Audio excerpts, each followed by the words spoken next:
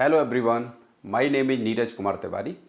आज इस वीडियो में हम बात करेंगे इलेक्ट्रिक फ्लक्स या वैद्युत फ्लक्स के बारे में। सबसे पहले बात करते हैं इलेक्ट्रिक फ्लक्स क्या होती है।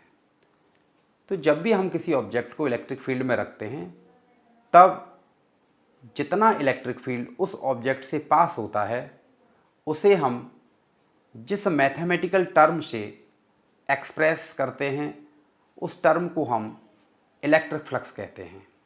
अब उसकी डेफिनेशन की बात करते हैं। वैद्युत क्षेत्र में स्थित किसी पृष्ठ से अभिलंबवत गुजरने वाली वैद्युत बल रेखाओं की कुल संख्याओं को वैद्युत फ्लक्स कहते हैं। अर्थात यदि हम वैद्युत क्षेत्र में यह कोई सरफेस है, पृष्ठ है, इलेक्ट्रिक फील्ड में यह रखा है, तो जितनी इलेक्ट्रिक लाइन ऑफ फोर्स इसे पास करेंगी परपेंडिकुलर, जितनी इलेक्ट्रिक लाइन ऑफ फोर्स इसे परपेंडिकुलर पास करेंगी उनकी नंबर्स को हम इलेक्ट्रिक फ्लक्स बोलेंगे। यानी इस सरफेस से नॉर्मली जितनी इलेक्ट्रिक लाइन ऑफ फोर्स इसे पास करेंगी उनकी संख्याएं जो हैं वह कहलाएंगी वैद्युत फ्लक्स। इन्हें फाई से रिप्रेजेंट करते हैं, अर्थात वैद्युत फ्लक्स को हम फाई से रिप्रेजेंट करते हैं। अब वैद्युत फ्लक्स किन किन राशियों पर निर्भर करता है, इसका मैथमेटिकल फॉर्मूला क्या है, इस पर बात करते हैं। इसके लिए हम पहले डायग्राम में देखते हैं। इसमें एक ऑब्जेक्ट लेते हैं जिसका एरिया ए है और ई मैग्नीट्यूड वाले इलेक्ट्रिक फील्ड में यह रखा हुआ है। यहाँ हम देखते हैं इलेक्ट्रिक फील्ड का मैग्नीट्यूड जितना अधिक होगा उतनी ही इससे इलेक्ट्रिक लाइन ऑफ फोर्स से ज़्यादा पास होंगी। अर्थात इलेक्ट्रिक फील्ड स्ट्रॉन्ग का मतलब होता है इलेक्ट्रिक लाइन ऑफ फोर्सेज का पास होना। तो जितना यह ई की वैल्यू ज़्यादा होगी उतनी ही इलेक्ट्रिक जो लाइन ऑफ फोर्सेज हैं वह क्लोजर होंगी और ज़्यादा मात्रा में इससे पास होंगी। मैथमेटिकली हम कह सकते हैं phi is directly proportional to E, यानी ई का जो मैग्नीट्यूड है जितना ज़्यादा होगा उससे संबद्ध फ्लक्स जो हैं उतनी ही ज़्यादा होंगी। यदि इलेक्ट्रिक फील्ड वीक होगा तो इस सरफेस से जो निकलने वाली फ्लक्स हैं वह कम होंगी। इलेक्ट्रिक फील्ड स्ट्रॉन्ग होगा तो इस सरफेस से निकलने वाली जो फ्लक्स होंगी वह ज़्यादा होंगी। इलेक्ट्रिक फ्लक्स फाई जो है दूसरा जिस पर डिपेंड करता है वह एरिया है। एरिया पर यह किस प्रकार से निर्भर करती है तो एक डायग्राम से इसे भी देखते हैं। हमने दो सरफेस लिए हैं जिनके एरिया जो हैं पहले वाले का A1 है, दूसरे सरफेस का जो एरिया है वह A2 है। दोनों सरफेस एक ही इलेक्ट्रिक फील्ड में रखे हुए हैं। तो इस डायग्राम में देखते हैं वह सरफेस जिसका एरिया कम है उससे कम इलेक्ट्रिक लाइन ऑफ फोर्सेज पास हो रही हैं और वह सरफेस जिसका एरिया ज़्यादा है उससे ज़्यादा मात्रा में इलेक्ट्रिक लाइन ऑफ फोर्सेज पास हो रही हैं। इनसे ये क्लियर हो रहा है कि एरिया ज़्यादा होने पर उनसे इलेक्ट्रिक फ्लक्स जो हैं ज़्यादा निकलती हैं, अर्थात फाई इज प्रोपोर्शनल टू ए। यह ये बताता है कि एरिया का मैग्नीट्यूड जितना ज़्यादा होगा उससे निकलने वाली फ्लक्स उतनी ही ज़्यादा होंगी। तीसरा जो वैद्युत फ्लक्स निर्भर करती है वह होता है एंगल। वह एंगल का मतलब है कि कोई भी ऑब्जेक्ट किस एंगल पर इलेक्ट्रिक फील्ड में रखा हुआ है। जैसे हम पहले डायग्राम की बात करते हैं, इसमें जो एरिया है वह इलेक्ट्रिक फील्ड के परपेंडिकुलर रखा हुआ है। अर्थात एरिया से हमारा मतलब है यदि कोई सरफेस है, देखिए सरफेस का मतलब है जिसमें एक साइड ये है और दूसरी साइड ये है। इसका एरिया कैसे निकालते हैं, मान लो ये रेक्टेंगुलर शेप है तो इसका एरिया कैसे कैलकुलेट करेंगे, इसकी लंबाई और चौड़ाई का गुणा करके। तो ये जो सरफेस बना, सरफेस का मतलब ये पूरा, ये जो सरफेस बना इसमें एरिया की जो डायरेक्शन है वह इस सरफेस के परपेंडिकुलर होती है आउटवर्ड डायरेक्शन में। ये इधर भी हो सकती है इसकी डायरेक्शन, इस एरिया की डायरेक्शन इधर भी हो सकती है, लेकिन हमें कोई एक ही डायरेक्शन चूज करनी है। जब कोई भी डेरिवेशन करेंगे तो हमें एक ही डायरेक्शन चूज करनी है, चाहे वो इधर वाली ले सकते हैं चाहे इधर भी। तो हमें पता होना चाहिए कि जो सरफेस का एरिया जो होता है उसकी डायरेक्शन इस सरफेस के परपेंडिकुलर आउटवर्ड होती है।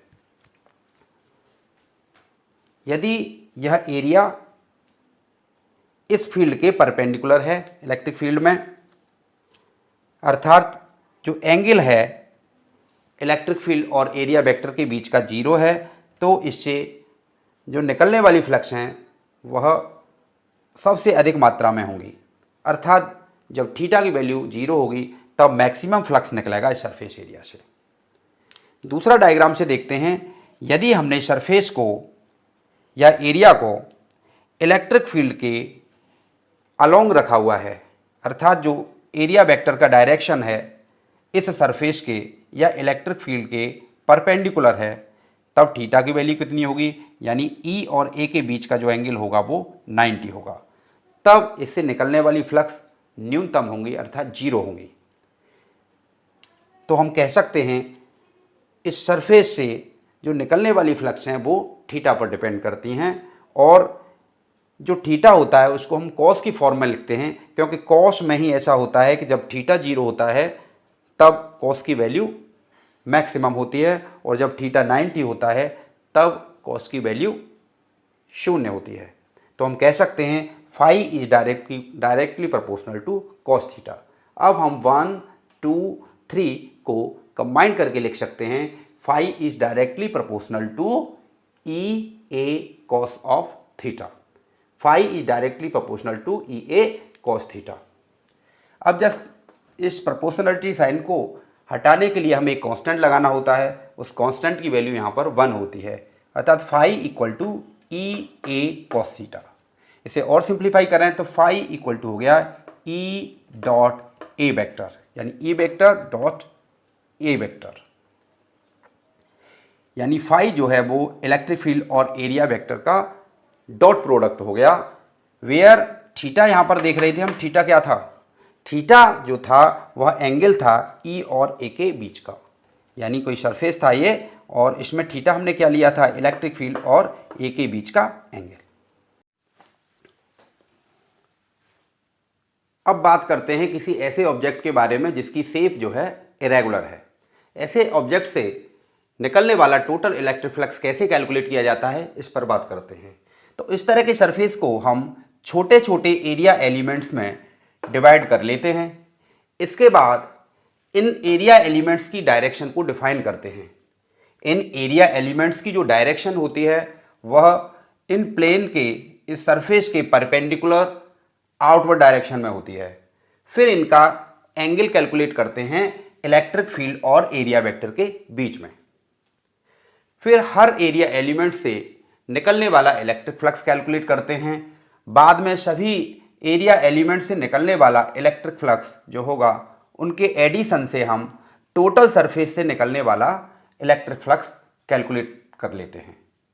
अर्थात इस पूरे सरफेस से निकलने वाला जो इलेक्ट्रिक फ्लक्स होगा उसको हम लिख सकते हैं electric flux phi equal to the close integral of E D A. E D A के आगे हमने जो इंटीग्रेशन है उस पर एक सर्कल बनाया है। यह सर्कल बताता है कि ये जो ई डी ए है ये किसी एक एरिया एलिमेंट से निकलने वाला इलेक्ट्रिक फ्लक्स है। पूरे सरफेस की लिमिट लगा देंगे, यानी यदि हम इस इंटीग्रेशन को पूरे सरफेस के लिए निकालते हैं तो यह क्लोज इंटीग्रल होगा। तो इस तरह से हम पूरे सरफेस का इलेक्ट्रिक फ्लक्स ज्ञात कर सकते हैं। चूंकि इलेक्ट्रिक फ्लक्स एक स्केलर क्वांटिटी है, परंतु इसको कब पॉजिटिव लेना है कब नेगेटिव लेना है यह देखते हैं किस प्रकार हम इसको पॉजिटिव नेगेटिव लेंगे। तो हमने देखा कि जब जिस साइड से इलेक्ट्रिक फ्लक्स एंटर करती है उसके लिए एरिया एलिमेंट और इलेक्ट्रिक फील्ड के बीच का जो एंगल है वो 90 डिग्री से ज़्यादा होता है, और हम जानते हैं कॉस जो थीटा है यह 90 डिग्री से यदि अधिक होगा तो इसकी वैल्यू नेगेटिव होगी। अर्थात जिस साइड से इलेक्ट्रिक फ्लक्स एंटर करता है उसकी वैल्यू नेगेटिव होती है और इसको हम इनवर्ड फ्लक्स बोलते हैं। अर्थात इनवर्ड फ्लक्स हमेशा नेगेटिव होगी। जिस साइड से फील्ड लाइंस बाहर निकल रही हैं या इलेक्ट्रिक फ्लक्स बाहर निकलता है उसके लिए इलेक्ट्रिक फील्ड और एरिया एलिमेंट के बीच जो है एंगल कितना होता है वह 90 डिग्री से कम होता है। 90 डिग्री से कम होगा, cos 90 की वैल्यू पॉजिटिव होगी। तो जिस साइड से इलेक्ट्रिक फ्लक्स निकल रहा है उसके लिए जो फ्लक्स होंगी वो पॉजिटिव होंगी, और इसको हम आउटवर्ड फ्लक्स बोलते हैं। तो इन सरफेस के लिए हमें पता चल गया कि इनवर्ड फ्लक्स जो होती है वो नेगेटिव होती है और आउटवर्ड फ्लक्स जो होगी वो पॉजिटिव होगी।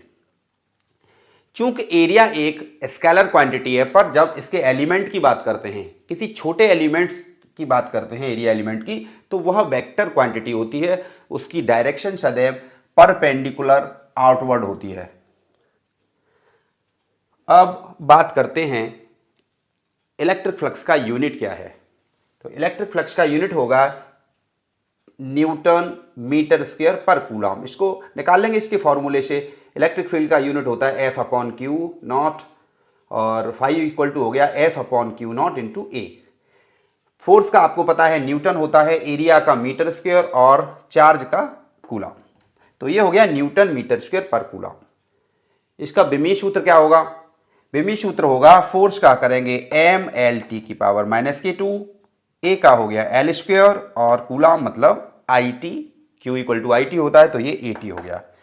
इसको सिंप्लीफाई करेंगे एम एल की पावर 3, टी की पावर माइनस की 3, ए की पावर -1।